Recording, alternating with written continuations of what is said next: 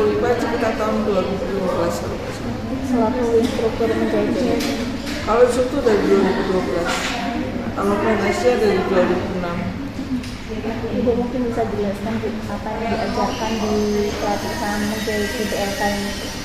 Nah, yang kami ajarkan di sini dari mengukur, kemudian membuat polanya, kemudian memotong, menjahit, kemudian diajarkan juga cara menyelesaikan gejala dengan tangan.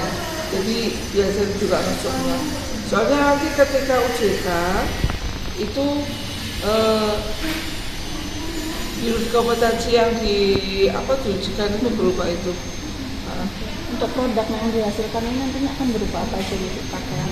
Ya untuk praktek mereka itu bus, kemeja, kemudian karena masih dasar Mbak ya, jadi berupa celana yang ada karetnya, kemudian satunya batik.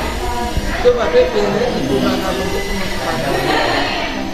Untuk uang kerja sendiri ya Bu, dari kompetensi menjahit untuk di Kota Pekalongan ini seperti apa? Peluangnya bisa ke garment atau ke konveksi gitu. Tapi misalnya mereka semangat gitu ya, itu bisa untuk usaha mandiri juga. Kebanyakan usaha mandiri atau garment itu? Kebanyakan ke konveksi. Mereka lebih suka konveksi karena waktunya mungkin fleksibel ya. Kalau ke garment kan cenderung on time. Kalau konveksi kan mereka standar, jadi sesuka mereka gitu. Kalau alumni sebelumnya ini mungkin ada berkesempatan nggak Bu bekerja di luar kota selain di Kota Pekalongan sendiri dengan bekal menjahit ini Bu? Sebenarnya bisa, tapi orang tuanya kadang ada enggak itu. Kayak kemarin tuh ketika ada kesempatan fashion show, itu siswa mau ke sana aja tidak diizinkan sama orang tua, mungkin khawatir mereka itu ya, karena sekarang perkembangan itu kan itu cenderung perempuan. Kenapa? Fashion show-nya itu di mana itu? Di Semarang. Oh, di Semarang. Jadi ada beberapa, tadinya 5 orang, tapi akhirnya menjadi 2 orang. Itu saya minta tolong membuat desain, kemudian mereka jahit, dan hasilnya itu diberadakan oleh Pragawati yang di Semarang.